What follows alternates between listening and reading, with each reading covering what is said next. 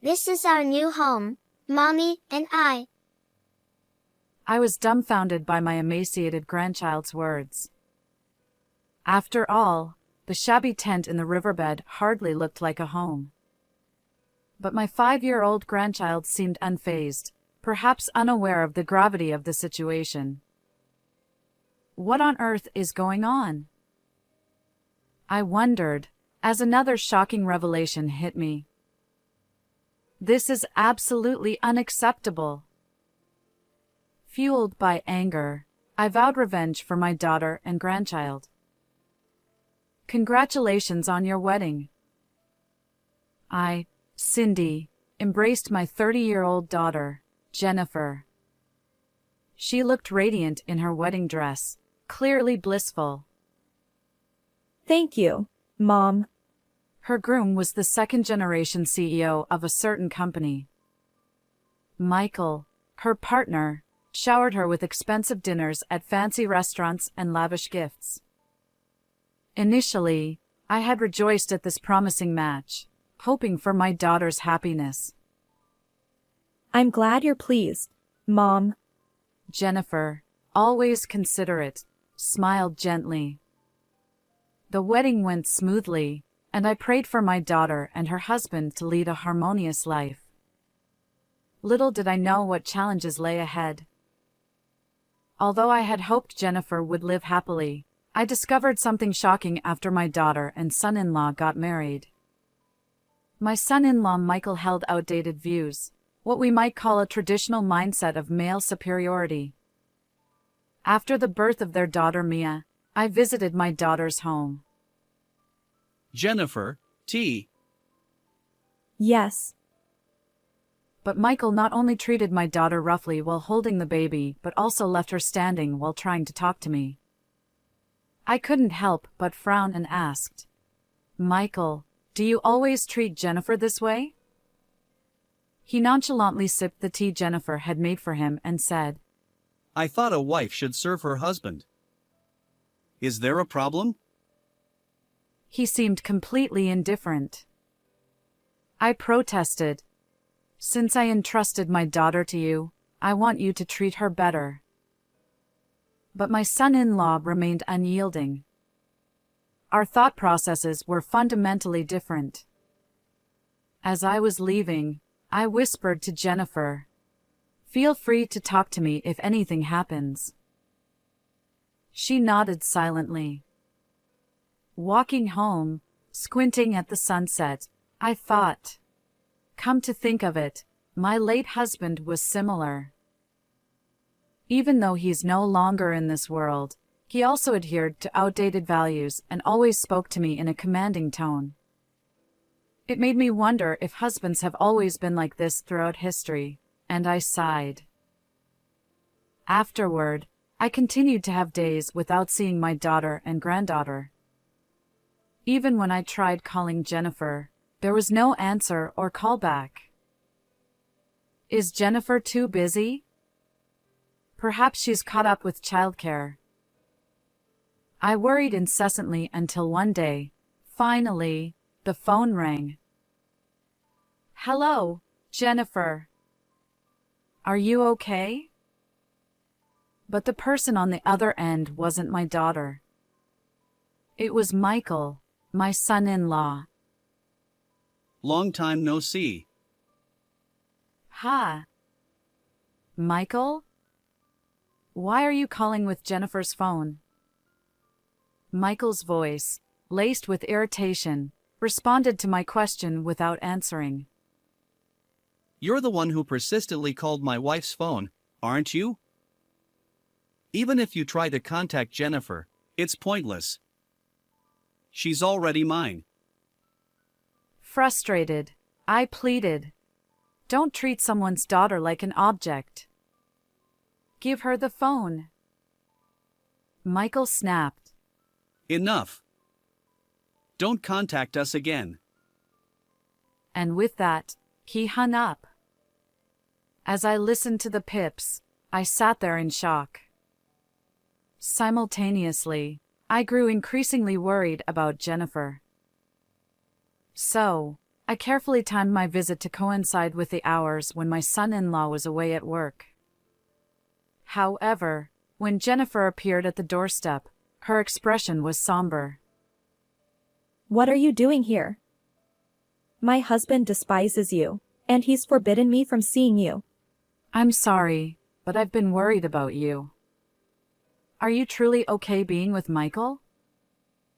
Jennifer lowered her eyes sadly, leaving me feeling helpless. Jennifer, please come home with Mia, I implored, extending my hand. But she forcefully pushed it away and glared at me. Don't be foolish. Do you intend to make Mia a fatherless child? Her sternness left me speechless. Jennifer continued. When you interfere, unnecessary tensions arise between my husband and me. Please, leave us alone. But I'm concerned about you, I protested. Mind your own business.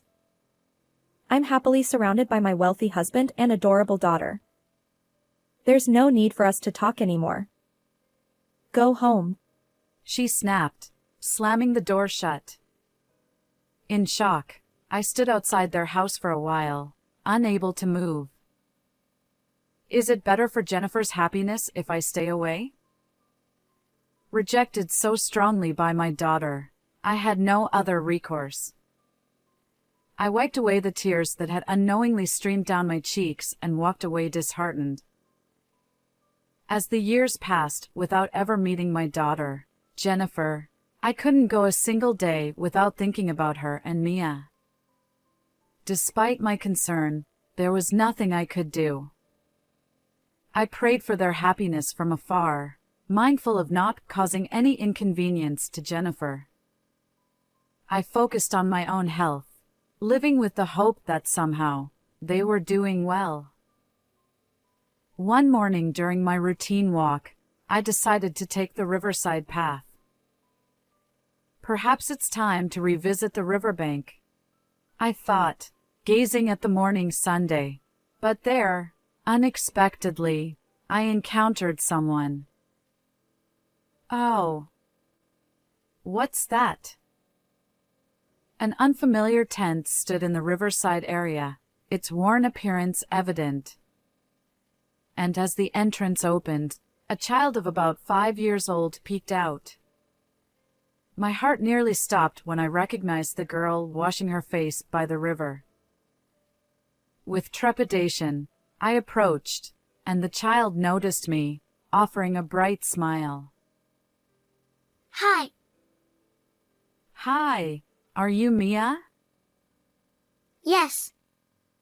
How do you know my name? Oh, I see now. I'm Cindy, your grandma. The last time I saw this child was right after she was born when I visited my daughter and son-in-law's home. However, the granddaughter standing before me now was a spitting image of Jennifer when she was little. Yet, Mia's frail body appeared painfully thin. What are you doing here? I asked. Mia beamed with excitement. Perhaps camping felt like an adventure to her. This is our new home, Mammy and I. She exclaimed. Ha! Just then, Jennifer, my daughter, opened the tent flap. She froze when she saw me. Mom. Her trembling voice barely audible, she quickly pulled Mia inside the tent. Jennifer, why are you here? What's going on? I asked. Jennifer's stern tone rejected me. I didn't know the details, but it was clear this situation was serious. Don't worry. I'll help. Everything will be okay, I reassured her. Gradually, Jennifer's tearful voice emerged from inside the tent. Mom, please help. And so, I protected my daughter and granddaughter, bringing them back home. After preparing baths and meals, I waited for them to settle down before hearing the full story. The content left me shocked. Jennifer's husband, Michael, strictly adhered to traditional gender roles at home, treating Jennifer like a servant. Moreover, he viewed her solely as a means to bear children. Right after giving birth to their son, Liam, who was to be the company heir, Jennifer was kicked out of their home. I hadn't even been informed about the existence of my other grandchild. Jennifer shared tearfully how she was relentlessly criticized when Mia was born, as she couldn't produce a male child. And when Liam arrived, she was deemed useless. Jennifer spoke tearfully as she stroked Mia's head. Jennifer revealed that when she was expelled from their house, Michael threatened to harm me and Liam if she sought help from family or others. Unable to return home, she resorted to living in a tent. Her rejection of me when we crossed paths was to protect me. I won't tolerate this. Having learned everything, tears flowed uncontrollably. Don't worry. I'll find a way, I vowed, holding Jennifer and Mia close.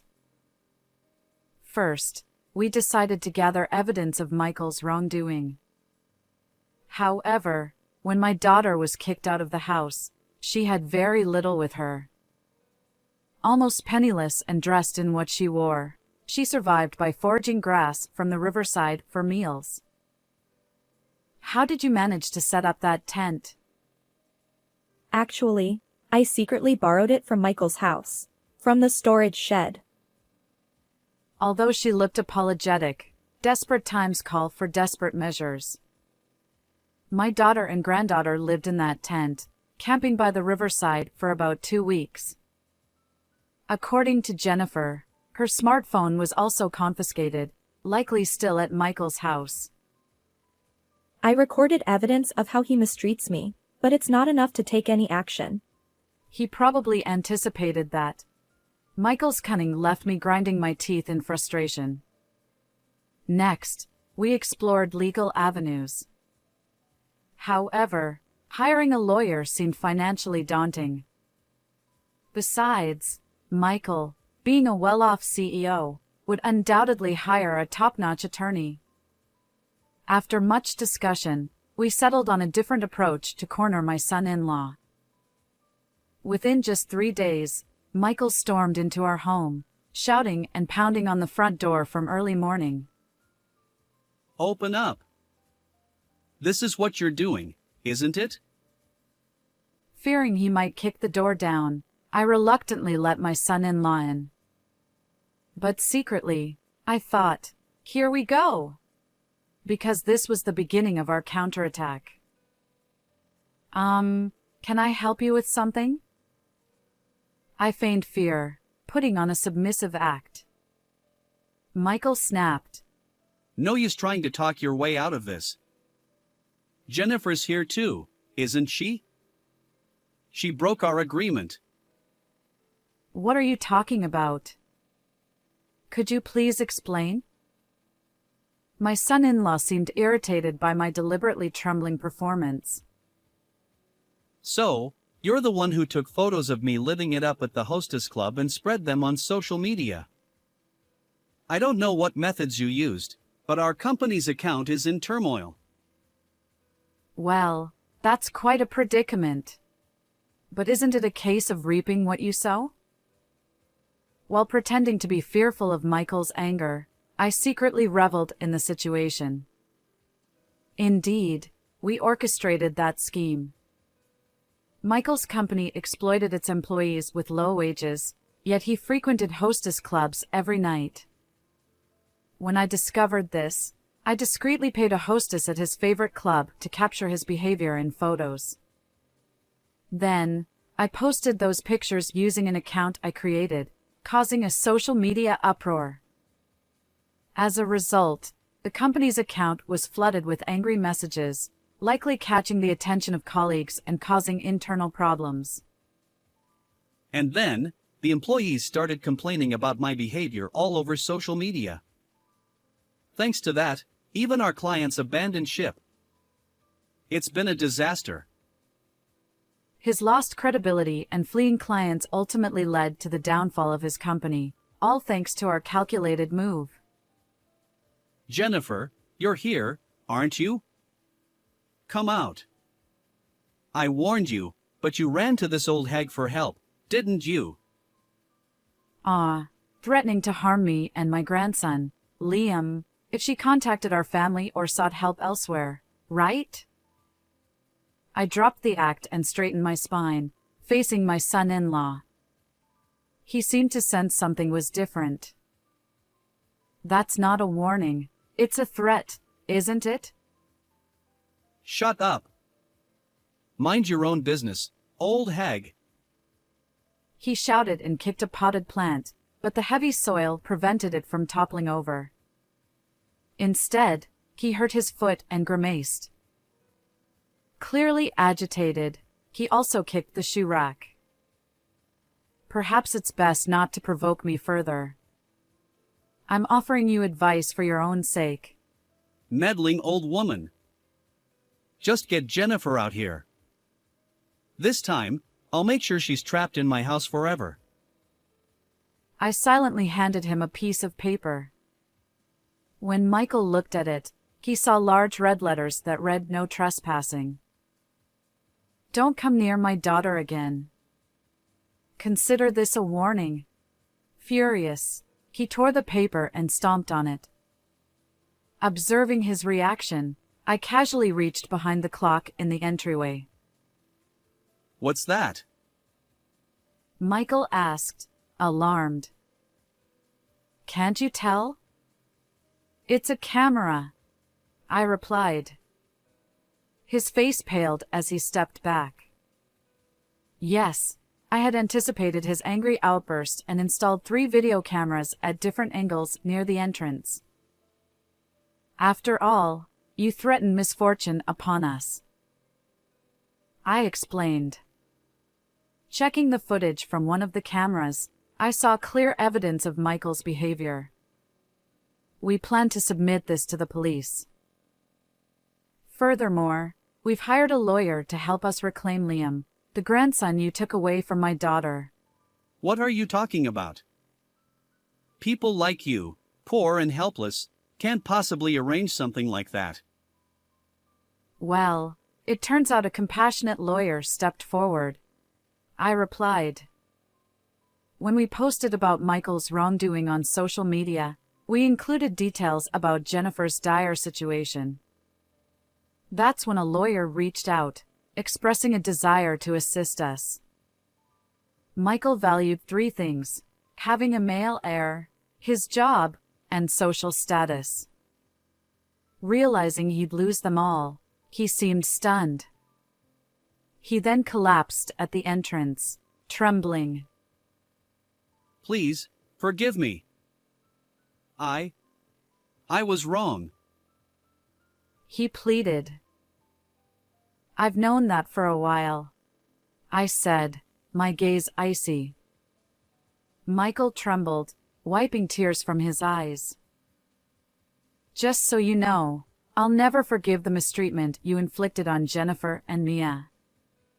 Even if my daughter forgives you, I won't. Afterward, I called out to Jennifer, who had retreated further into the room. Were you able to contact the police? I asked. Jennifer replied, Yes, they should be arriving soon. In fact, the moment Michael arrived, I instructed my daughter to hide in the back of the house and contact the police. Michael's eyes widened as he clung desperately to my legs. Please wait. Help me. If I get arrested, it's all over for me. Isn't this just karma for looking down on women all this time? For now, just keep your distance, I said, shaking him off.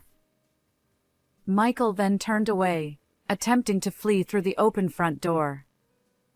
However, trained police officers were already waiting there. I handed over the video footage from the cameras as evidence. Staring sternly at my son-in-law, I said, "Your actions have all been recorded. Now you'll face the consequences of the law." And so, tearfully, Michael was bundled into the police car, disappearing from view as my daughter and I watched him go. Afterward, my daughter and Michael divorced. We successfully regained custody of my grandson, Liam, and also claimed substantial compensation for the mistreatment Jennifer endured, $13,000 in damages and $500 per month in child support for both children. Now, my daughter Jennifer, granddaughter Mia, and grandson Liam are starting a new life in my home. I believe we can create a happy future together, and I'll do whatever it takes to ensure that. Surrounded by my 2 grandchildren, I'm excited about the fresh start ahead. How did you find this story? If you enjoyed it, consider subscribing to our channel. Until next time.